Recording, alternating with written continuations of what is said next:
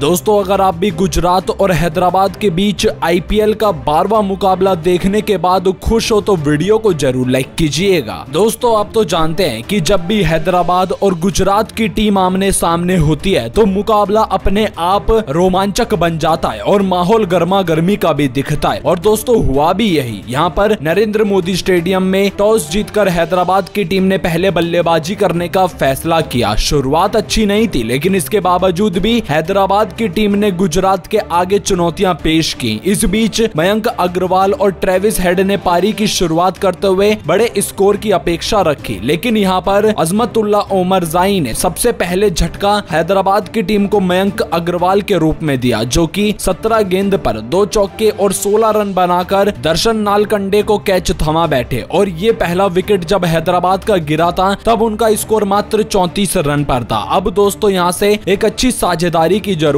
थी। Travis head तो दूसरे छोर पर संभाल रहे थे पारी को, लेकिन अब अगला छोर संभाल लिया था अभिषेक शर्मा ने, जिन्होंने आते से ही राशिद खान को 2 छक्के लगाकर अपने इरादे जाहिर कर दिए थे कि वो करने के लिए क्या आए हैं। लेकिन दोस्तों यहाँ पर उनका साथ निभाने वाले ट्रेविस हेड ज्यादा देर तक टिक नहीं पाए और नूर अहमद ने उनको स्टंप के भीतर गेंद डाली और ट्रेविस हेड को बोल्ड आउट कर दिया, जिसके चलते 19 रन की पारी ट्रेविस हेड की भी यहीं समाप्त हुई। अब 2 बड़े झटके लग जाने के बाद हैदराबाद की टीम लड़खड़ाती हुई नजर आ रही थी। यहाँ पर एडन मार्करम और अभिषेक शर्मा ने तीसरे विकेट के लिए मात्र 16 रन जोड़े और यहाँ अभिषेक शर्मा अपना भी विकेट गंवा बैठे। जी हाँ दोस्तों, मोहित शर्मा ने अपनी जादुई गेंदबाजी से अभिषेक शर्मा को हाथ खोलने पर मजबूर किया और एक आसान सा सिंपल कैच शुभमन गिल के हाथों में थमा दिया, जिसके चलते अभिषेक शर्मा 29 रन बनाकर आउट हुए, जैसा कि आप सब यहाँ पर स्कोर कार्ड में भी देख सकते हो। अब दोस्तों पूरी जिम्मेदारी एडन मार्करम और हेनरिक क्लासेन को निभानी थी, क्योंकि एक तरफ गुजरात के गेंदबाज अपना जलवा बिखेर रहे थे तो दूसरी तरफ हैदराबाद के बल्लेबाज एक के बाद एक विकेट गंवाकर काफी मजबूर हो चुके थे। लेकिन इसी बीच एडन मार्करम और हेनरिक क्लासेन ने मिलकर 34 रन जोड़ लिए, लेकिन हेनरिक क्लासेन एक गलती कर बैठे। राशिद खान को बड़ा शॉट लगाने के चक्कर में फ्लैटर शॉट इस गेंद को वो मिडिल स्टंप पर खा बैठे, जिसके चलते यहाँ बोल्ड आउट हेनरिक क्लासेन हुए और 24 रन की पारी उनकी यहीं समाप्त हुई। इसी के साथ 108 रन पर 4 बड़े झटके हैदराबाद की टीम को लग जाने के बाद अब मुसीबतें खत्म होने का नाम नहीं ले रही थी। दूसरी तरफ हेनरिक क्लासेन के आउट होते के तुरंत बाद एडन मार्करम का भी विकेट उमेश यादव के नाम हो गया और 17 रन बनाकर वो भी चलते बने। 5 विकेट हैदराबाद की टीम ने 114 रन पर ही गंवा दिए थे। अब यहाँ से ऐसा लगने लगा कि हैदराबाद की टीम ज्यादा से ज्यादा 130-120 रन बना पाएगी, लेकिन यहाँ पर शहबाज अहमद और अब्दुल समद के इरादे कुछ अलग थे। उन्होंने बिल्कुल भी परवाह नहीं की कि दूसरे छोर पर विकेट गिरती चली जा रहे हैं तो थोड़ा संभल कर खेला जाए। उन्होंने तो बस